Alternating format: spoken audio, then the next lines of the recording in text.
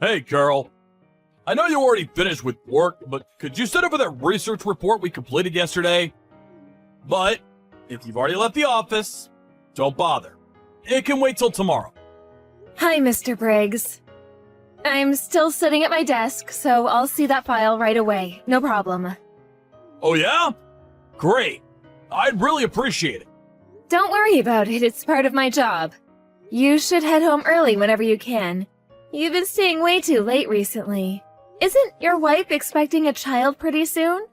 You really should be at her side at a time like this. Thanks, Carol. I'm so gratified to have such a loyal and caring employee. Come on, Mr. Briggs, I'm just doing my job. Besides, you've been so good to us. It just makes us work harder for you. You're good at what you do, a hard worker, and on top of that, you're a loving husband. I always tell my friends that you're the best boss a girl could have. If you're saying that to get a raise, well, it just might work. Thanks for that. I'll treat everyone to lunch after we settle down a bit. Really? I'm looking forward to that. Actually, I already have a restaurant I want to go to. Oh, yeah, there was something I wanted to ask you about. Recently, I've been seeing this pregnant woman around. She looks really scrawny and weak. I was wondering who she was? A pregnant woman? Really? Is she like almost ready to give birth or something? I'm not sure. I really don't know much about pregnancies. Her tummy does look pretty big. I've seen her walking around, more like wobbling. She could barely stand. I can't really describe her, but she seemed really depressed. There was no hope or joy in her eyes. I wonder what happened. The other day when I passed her, I heard her muttering. I think she was saying, "I'm sorry," over and over again. Seriously? Well, that sounds a bit worrisome. What does she mean, I wonder? Yeah, right? I couldn't get her out of my mind after that, to be honest. I started to wonder where she goes every night. You know, with that big tummy and all. Is she getting enough nutrition? I leave my house about 9 a.m. every morning, and I would see her walk by my house. I thought maybe she was going to the hospital, but every morning? That seemed kind of strange. You know what I mean? Well, I don't know a lot about it either, but with my wife, she just goes in to check up once every 2 weeks or so if nothing is wrong. Certainly not every day. Actually, she should be resting at home as much as possible. But with that said, everyone's got different situations to deal with, so... Yeah, maybe you're right. I just hope she's okay. Some folks can't handle it, and get depressed for various reasons. It's really nothing you should be concerned about. Now, if she asks for help, well, then you can assist if you can. But you really shouldn't get too far involved. Yeah, you're right. Thanks, Mr. Briggs. Oh, and Mr. Briggs, when your child is born, there's no need for you to come to the office for a while. You need a break. You should be by your wife's side. No work will get done without me. Come on, Mr. Briggs. I've worked with you for 2 long years. I can take care of it, no problem. Okay. I'm relying on you, Carol. Don't let me down now. No problem. And please, don't take work home with you. All right, then. I'm gonna look over these files and then head home. Hello, Mr. Briggs? Good morning. I know it's Saturday. Sorry to bother you on your day off. Hey, Carol. No problem. What's up? Sorry, it's not about work, but I hope you don't mind. Of course. No problem. What's up? Are you in trouble or something? No, nothing like that. It's about the pregnant woman I told you about the other day. She's at my house right now. I was wondering what I should give her to eat. Your wife being pregnant and all, didn't feel right to just prepare anything in my fridge. Huh, that woman. That pregnant woman you were talking about. The one that seemed kind of depressed? Yes, I was on my way out and she passed by my house. She could barely make her way down the sidewalk.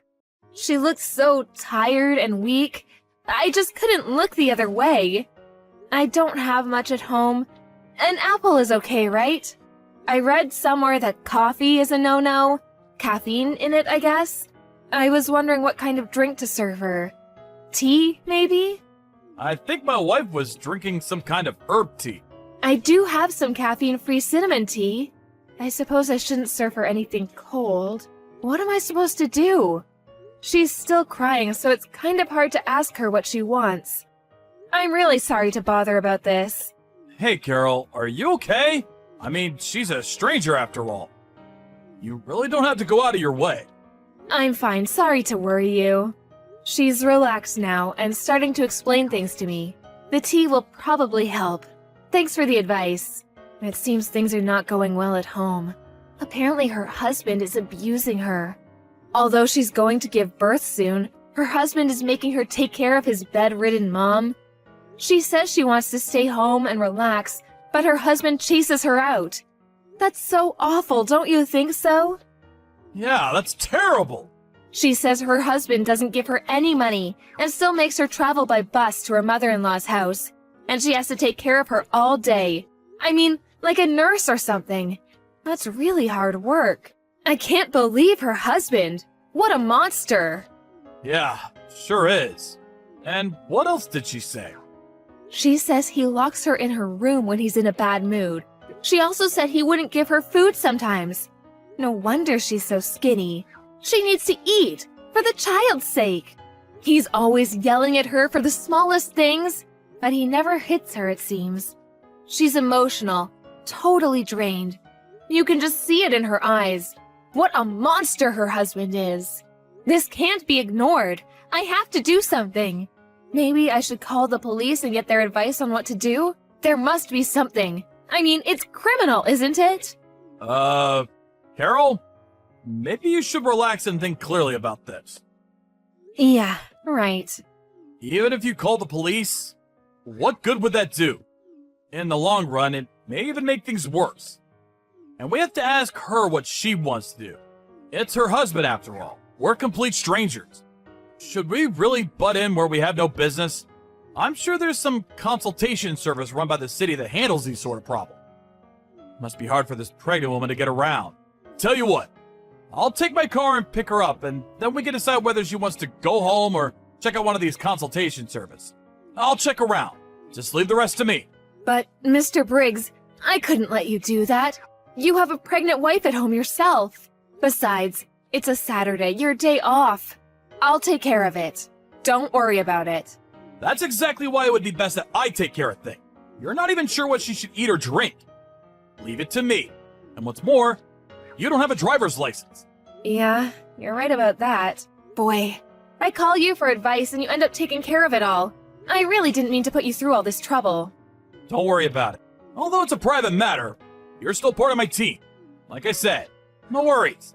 Mr. Briggs, I really appreciate this. I'll relay this good news to the woman. Funny, I don't even know her name. I'm gonna verify that. I'm gonna tell my wife about this whole situation. Could you hold on for a second? Yes, sure, no problem. You stupid wench! Where the hell are you? Where the hell are you wandering around? You're not at some young woman's house, are you? Huh? You can't hide from me, you! Why the hell aren't you over at Mother's house? I told you to take care of her! What if something happens to her? I just called Mom and said that you hadn't showed up yet! Where the hell are you? You do realize that if you disobey me, you and that kid you're carrying, you will learn a lesson or two from me! I can't believe that you were actually such an awful person! Mr. Briggs, you're despicable! Huh? Who the hell are you? This is Carol! Huh? Carol, what the hell are you doing answering my wife's phone? The woman was shaking like a leaf after looking at her phone message. I was so shocked to see that it was you, Mr. Briggs. So, this woman sitting in front of me, this is your wife? Mrs. Briggs, right? Yeah. Well, Carol, listen to me. I can explain everything. There is a reason for all this. Reason? What kind of reason? I don't care about any reason. What you did to your wife was despicable. There is no good reason to treat her like this. Please, just give the phone back to my wife. This is none of your business. This conversation is getting us nowhere. Just get off the phone, would you? I'm sorry, but she is in no condition to talk to you. You may not like it, a complete stranger coming in between you and your wife, but Mrs. Briggs is screaming out for my help. I can't simply shut my eyes to what's going on. No matter what you say, I don't care if you're my boss or not. I'm on the side of Mrs. Briggs. No, Mary. I'm with Mary on this. I said there was a reason for this. In the past, Mary was cheating on me. She had an affair with another guy. So, a little payback is all. She cheated on me. I have the right to be a little harsh on her. She can take that. Just think how I felt. She wants my forgiveness. She's repenting for what she did. But please don't interrupt this process. It's her penance. This is our problem, between husband and wife. I don't need a complete stranger coming and telling us what to do. She says she didn't have an affair. She never cheated on you. You made that all up. Well, she's lying. You would too if you were in her position. I've been your boss for more than 2 years now. Are you gonna doubt me now? Besides, this is the first time you even talked to Mary today, right? Yeah, that's true, but Mary was shaking as soon as a text came in from you. That's how scared she was of you. I can't ignore that. You're the problem. She's so scared. I cannot allow you to get near her, ever. So, I don't want you coming to my house. And until Mary has calmed down. Listen up, Carol. Don't you go doing anything stupid, you hear me? What do you mean by that? What are you so afraid I might do? I don't know what you're trying to do. Rescue her? Come on! She does not need rescuing. She needs to repent. Don't forget that I'm your boss. I mean, you don't think you got into this company all on your own now, do you? You're not that stupid, are you? I didn't get into this company because I was smart. I got in because of my humor. Yeah, figure. Anyway, the limit is until tomorrow. Got it? Just know what you're getting into. Got that? Hey, Carol. You there? I'm going over there and picking Mary up, so be ready to hand her over. You agree to just let this all pass like nothing ever happened. I will treat you the same as I always have. You know what happens if you refuse. I still can't believe it. That great boss I thought I had. You're a completely different person. The despicable way you treated your wife. And I thought you were such a great boss. Now I know who you really are. I can understand the animosity Mary feels towards you. So, what are you saying? That you refuse to go along? To let things pass? No, I can't sweep it all under the rug like you want. I just want to do the right thing, that's all. What's a 20-something like you gonna do? You can't do a damn thing. I've got way more life experience than you. You'll regret this. I've been at this company for years. I have good relations with all the executives. I could get you fired with a snap of my fingers. Easy as pie. Okay, fire me then. I really don't care. Being unemployed might be kind of fun. I'm still in my 20s. I can start over easy. I already got my annual bonus. Maybe I'll just have fun and relax for a couple of months. You're being totally irresponsible. You're a member of society now, not some high school kid. Just do as you're told and hand Mary over to me right this second! Wow. Really not like you, Mr. Briggs. You were always so calm and collected at work. You sound like you're in a panic. Why wouldn't I be pissed off? Coming to our lives like you did? This is none of your concern. Buzz off, would you? Is that all you have to say for yourself? I'm sure you don't want any of this coming out, especially to the vice president. Vice president? What's she got to do with it? What are you talking about? You don't have to act so dumb, Mr. Briggs. You know exactly what I'm talking about. Mary told me all about it. The vice president introduced you to Mary, right? Mr. Briggs? Mary's best friend was the vice president's daughter. Or something like that. Is that true? I'm surprised nobody knew. Mary told you about the vice president? You haven't contacted him, have you? I told her over and over not to contact anybody without my permission! You're really something. Permission? You're kidding me. You just want total control over everything she does. If she doesn't do as she's told, you lock her up. You don't give her any food or water. You put on this big act in public. The wonderful husband.